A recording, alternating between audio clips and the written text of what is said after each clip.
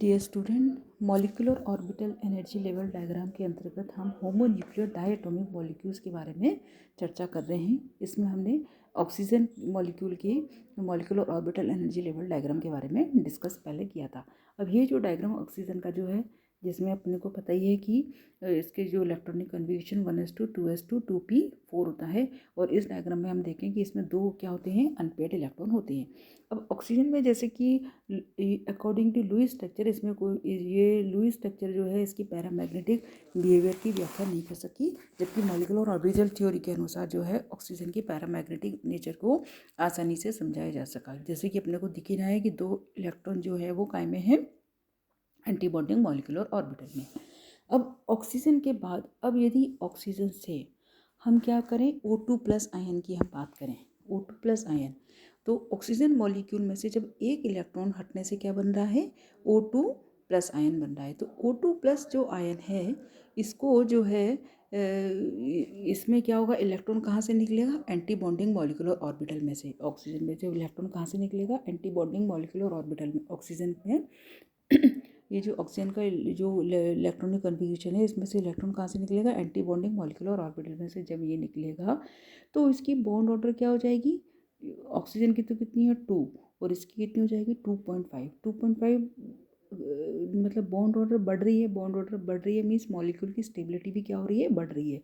तो मॉलिक्यूल की स्टेबिलिटी क्यों बढ़ रही है, क्योंकि इलेक्ट्रॉन कहाँ में से निकल रहा है, एंटी बॉन्डिंग मॉलिक्यूलर ऑर्बिटल में से निकल रहा है। तो इसके लिए जो है इसका जो मॉलिक्यूलर फॉर्मूला क्या हो जाएगा, K sigma bonding 2s2 sigma anti bonding 2s2 sigma bonding 2pz2 pi bonding 2px2 that is equal to pi bonding 2py2 और पाई एंटी बॉन्डिंग 2px1। और इसकी नेचर कैसी होगी, कैसी नेचर होगी इसकी, जो है वो पैरामैग्नेटिक नेचर होगी, क्योंकि इसमें भी एक क्या है, अभी अनपेयर्ड इलेक्ट्रॉन है, इसके कारण ये पैरामैग्नेटिक नेचर का होगा। अब दूसरा ही ऑक्सीजन के अंतर्गत हम बात करें सुपर ऑक्साइड आयन O2-। अब O2- में क्या हो रहा है, ये ऑक्सीजन मॉलिक्यूल में इलेक्ट्रॉन के जुड़ने पर प्राप्त होता है। O2+ O2 में जब एक इलेक्ट्रॉन ऐड होगा तो O2- क्या होगा, जो है वो उसका जो है विन्यास होगा। और इस O2- में इलेक्ट्रॉन जो है एंटी बॉन्डिंग ऑर्बिटल में प्रवेश करेगा।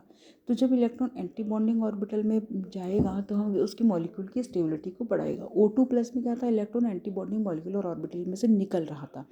तो जब electron anti bonding molecular orbital में जाएगा तो उसकी स्टेबिलिटी क्या हो जाएगी, कम हो जाएगी। और इसमें भी जो है वो कितनी रह जाएगी, नंबर ऑफ इलेक्ट्रॉन इसमें 8 - 5/2 that is equal to 3.2 that is equal to 1.5।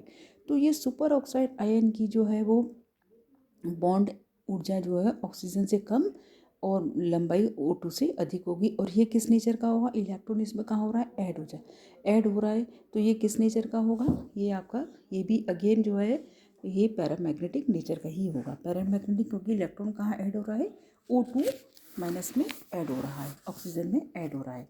अब तीसरा ही, तो इसके जो डायग्राम हमको बनाने हैं, ये जो ऑक्सीजन का जो बना हुआ है एनर्जी लेवल तो यही रहेगा।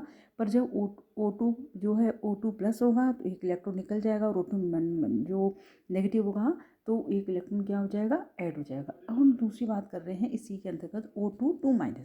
अब ऑक्सीजन में जब हम दो इलेक्ट्रॉन को ऐड करेंगे तो क्या बनेगा, O2-2-। और इसके लिए फिर वही इलेक्ट्रॉन, मैंने इसमें एक इलेक्ट्रॉन, दो इलेक्ट्रॉन ऐड होंगे, इसमें क्या हो O2-2-। तो इसकी नेचर कैसी हो जाएगी, डायमैग्नेटिक हो जाएगी, क्योंकि ये क्या है, इसमें कोई भी अनपेयर्ड इलेक्ट्रॉन नहीं होगा। और अगेन जब इलेक्ट्रॉन काय में जा रहा है, एंटी बॉन्डिंग मॉलिक्यूलर ऑर्बिटल में जा रहा है, तो इसकी बॉन्ड ऑर्डर को ये भी कम करेगा। तो बॉन्ड ऑर्डर कम होने से क्या हो जाएगा, इसकी जो बॉन्ड ऑर्डर कितनी रह जाएगी, 1 रह जाएगी। तो और इसके लिए जो मॉलिक्यूलर फॉर्मूला होगा वो क्या होगा, सिग्मा के sigma bonding 2s2 sigma anti bonding 2s2 sigma bonding 2pz2 और sigma pi bonding 2px2 is equal to pi bonding 2py2 pi anti bonding 2px2 और पाई एंटी बॉन्डिंग 2py2। और इसमें कोई भी अनपेयर्ड इलेक्ट्रॉन नहीं है, तो इसकी नेचर कैसी हो जाएगी, डाई मैग्नेटिक हो जाएगी। तो ऑक्सीजन के जो हम डायग्राम मॉलिक्यूलर ऑर्बिटल में हम देखें, ऑक्सीजन की क्या है, बॉन्ड ऑर्डर 2 है, O2+ की बॉन्ड ऑर्डर 2.5 है, और O2- की जो बॉन्ड ऑर्डर है वो कितनी है आपकी 1.5। और O2 माइनस की बॉन्ड ऑर्डर बने। तो इसमें सबसे ज़्यादा स्टेबल कौन सा होगा? O2 plus ion. O2 plus ion सबसे ज़्यादा स्टेबल क्यों है? क्योंकि इलेक्ट्रॉन इसमें कहाँ से निकल रहा है? एंटी बॉन्डिंग मॉलिक्यूलर ऑर्बिटल में से निकल रहा है। जब भी electron anti bonding molecular orbital में से निकलेगा तो वो क्या करेगा? उस मॉलिक्यूल की स्टेबिलिटी को बढ़ाएगा। अब इसी के अंतर्गत फ्लोरीन और नियॉन की भी जो है इसके molecular orbital energy level diagram की हम बात करें। फ्लोरीन में अपने को पता है 7 इलेक्ट्रॉन होते हैं, 1s2 2s2 2p5। Total number of electron 7 means 14 electron को हमको किस में भरना है? फ्लोरीन मॉलिक्यूल में हमको भरना है। तो इसका जो हम फ्लोरीन का जो डायग्राम हम देखें तो 1s2 पूरी भरी हुई है, 2s2 भी पूरी भरी हुई है, bonding molecular orbital, anti bonding molecular orbital. अब इसमें 2s2 2p5, ठीक है। तो 5 जो इलेक्ट्रॉन है इनको काय में भरना है अपने को? टोटल 10 इलेक्ट्रॉन्स को इस जो है इस मॉलिक्यूलर ऑर्बिटल में हमने को भरना है। तो 6 तो आपके बॉन्डिंग मॉलिक्यूलर ऑर्बिटल में चले गए, 4 कहाँ चले गए? एंटी बॉन्डिंग मॉलिक्यूलर पाई वाले में चले गए। तो इसमें भी जो है इसकी बॉन्ड ऑर्डर क्या हो जाएगी? फ्लोरीन में सिंगल कोवेलेंट बॉन्ड होता है 8-6 दैट इज इक्वल्स टू 1। और इसमें भी क्या है? कोई भी अनपेयर्ड इलेक्ट्रॉन नहीं है, तो ये भी क्या है? डायमैग्नेटिक नेचर का है। अब इसी के अंतर्गत जो नेक्स्ट एग्जाम्पल हम देखें, नियॉन। यह मॉलिक्यूल भी क्या होता है? हीलियम की ही तरह होता है। इसमें इलेक्ट्रॉन जो है एवं एंटी बॉन्डिंग ऑर्बिटल में नंबर ऑफ इलेक्ट्रॉन बॉन्डिंग और एंटी बॉन्डिंग मॉलिक्यूलर ऑर्बिटल में समान होने के कारण इसकी बॉन्ड ऑर्डर अपन देखें तो ज़ीरो हो जाएगी। नंबर ऑफ इलेक्ट्रॉन बॉन्डिंग और एंटी बॉन्डिंग मॉलिक्यूलर ऑर्बिटल में समान होने के कारण इसकी जो है बॉन्ड ऑर्डर कितनी हो जा रही है? ज़ीरो हो जा रही है। तो इसकी बॉन्ड ऑर्डर ज़ीरो होने के कारण इसमें भी एक मॉलिक्यूल भी क्या होगा? स्थायित्व में नहीं होगा। और ये भी एक जो है, और इसका विन्यास क्या हो जाएगा? ये इसका molecular orbital energy level diagram है। 2s2 1s2 2s2 2p6। Neon का क्या है? 1s2 2s2 2p6। तो इसके लिए मॉलिक्यूलर फॉर्मूला क्या हो जाएगा? K sigma bonding 2s2 sigma anti bonding 2s2 sigma bonding 2p2 पाई बॉन्डिंग 2px2 और पाई बॉन्डिंग 2p/2 पाई एंटी बॉन्डिंग 2px2 पाई एंटी बॉन्डिंग 2p/2 और सिग्मा एंटी बॉन्डिंग 2pz2।